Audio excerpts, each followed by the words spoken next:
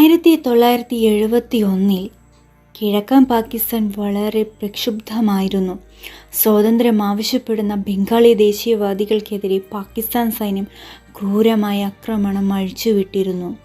ദശലക്ഷക്കണക്കിന് അഭയാർത്ഥികളാണ് സുരക്ഷിതത്വം തേടി ഇന്ത്യയിലേക്ക് ഒഴുകിയെത്തിയത്.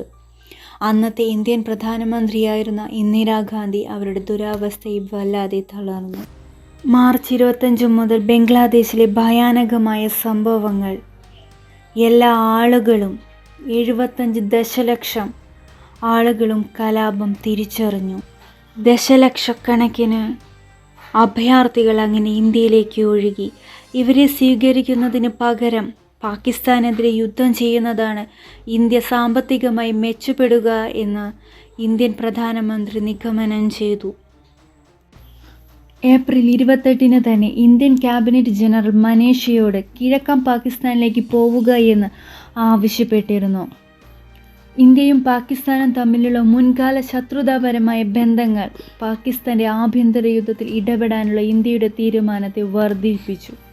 ഒരു രാജ്യത്തെയും ആക്രമിക്കുന്ന സ്വഭാവമില്ലാത്ത ഇന്ത്യ എന്ന മഹാരാജ്യം പാകിസ്ഥാനെ തിരിച്ചടിക്കാനുള്ള ഒരു ഊഴത്തിനായി കാത്തിരുന്നു. 1971 ഡിസംബർ 3 പാകിസ്ഥാൻ എയർഫോഴ്സ് ഇന്ത്യൻ വ്യോമസേനാ താവളങ്ങളിൽ മുൻകരുതൽ ആക്രമണം നടത്തി. 6 ദിവസത്തെ യുദ്ധത്തിൽ ഇസ്രായേൽ വ്യോമസേനയുടെ ഓപ്പറേഷൻ ഫോക്കസിൻ്റെ മാതൃകയിൽ ഇന്ത്യൻ വ്യോമസേന വിമാനങ്ങളെ നിർവീര്യമാക്കാൻ ഉദ്ദേശിച്ചിട്ടുള്ളതായിരുന്നു ആക്രമണം. ഈയൊരവസരം മുതലാക്കിക്കൊണ്ട് ഇന്ത്യൻ സൈന്യം പാകിസ്ഥാനെതിരെ യുദ്ധം ചെയ്യാനൊരുങ്ങി. പാകിസ്ഥാൻ സൈന്യത്തെക്കാളും എന്തുകൊണ്ടും മികച്ചതായിരുന്നു ഇന്ത്യൻ സൈന്യം. അതിവേഗം രാജ്യം കീഴടക്കാനൊരുങ്ങി. എന്നാൽ വ്യാപകമായ സംഘർഷമുണ്ടാകുമെന്ന് ഭയന്ന് US ഉൾപ്പെടെയുള്ള അന്താരാഷ്ട്ര സമൂഹം ഇടപെടാൻ മടിച്ചു. ബംഗാളി പ്രതിരോധ പോരാളികളായ മുക്തി ബാഹിനിയെ ഇന്ദിരാഗാന്ധി രഹസ്യമായ ആയുധം നൽകി പരിശീലിപ്പിച്ചിരുന്നു. പാകിസ്ഥാൻ്റെ അതിക്രമങ്ങൾക്കെതിരെ ലോകശ്രദ്ധ നേടിയെടുക്കാനായി നയതന്ത്രപരമായ ആക്രമണവും നടത്തി. ഇന്ത്യൻ വ്യോമസേന പാകിസ്ഥാനെതിരെ നിരവധി ആക്രമണങ്ങൾ നടത്തി. ഒരാഴ്ചയ്ക്കുള്ളിൽ കിഴക്കൻ പാകിസ്ഥാൻ്റെ ആകാശത്ത് IAF വിമാനങ്ങൾ ആധിപത്യം സ്ഥാപിച്ചു.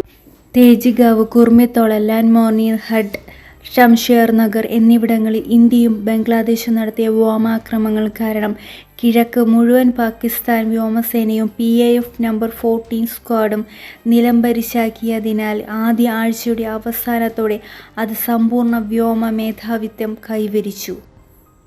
INS വിക്രാന്ത് എന്ന വാഹക കപ്പലിൽ നിന്നുള്ള കടൽപ്പരുന്തുകൾ ചിറ്റഗോങ്, ബാരിസൽ, കോക്സ് ബസാർ എന്നിവിടങ്ങളിലും ആക്രമിച്ചു. പാകിസ്ഥാൻ നാവികസേനയുടെ കിഴക്ക് വിഭാഗത്തെ നശിപ്പിക്കുകയും കിഴക്കൻ പാകിസ്ഥാൻ തുറമുഖങ്ങൾ ഫലപ്രദമായി ഉപരോധിക്കുകയും ചെയ്തു. ഒറ്റപ്പെട്ട പാകിസ്ഥാൻ സൈനികർക്ക് രക്ഷപ്പെടാനുള്ള വഴികൾ വെട്ടിക്കുറച്ചു.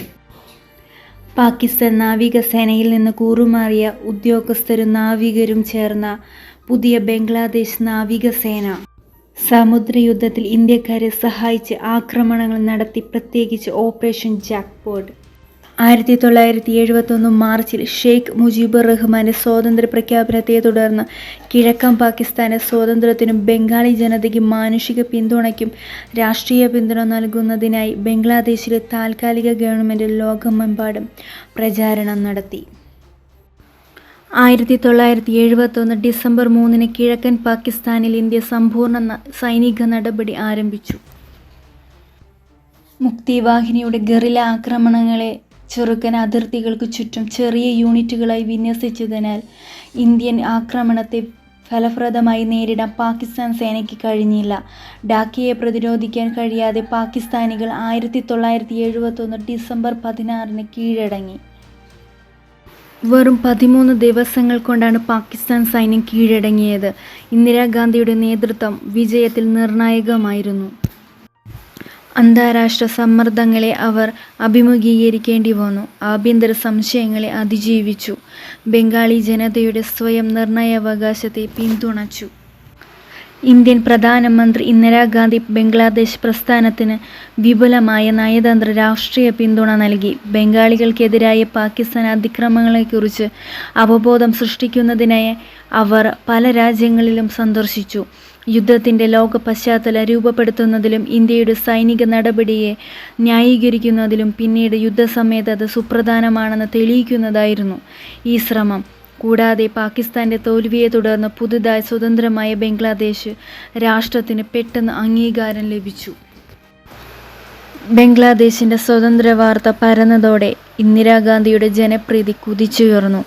നീതിക്കും മനുഷ്യത്വത്തിനും വേണ്ടി റിസ്ക് എടുക്കാൻ തയ്യാറുള്ള ഒരു യഥാർത്ഥ നേതാവിനെ അന്ന് ലോകം കണ്ടു. അവരുടെ സംഭാവനകൾ ബംഗ്ലാദേശിലെ ജനങ്ങൾ ഒരിക്കലും മറന്നിട്ടില്ല. അവർ അവളെ ഒരു നായികയായി വാഴ്ത്തി. ബംഗ്ലാദേശിൻ്റെ സ്വാതന്ത്ര്യത്തിൽ ഇന്ദിരാഗാന്ധിയുടെ പങ്ക് ഇന്ത്യൻ ചരിത്രത്തിലെ ഏറ്റവും പ്രധാനപ്പെട്ട നിമിഷങ്ങളിലൊന്നാണ്.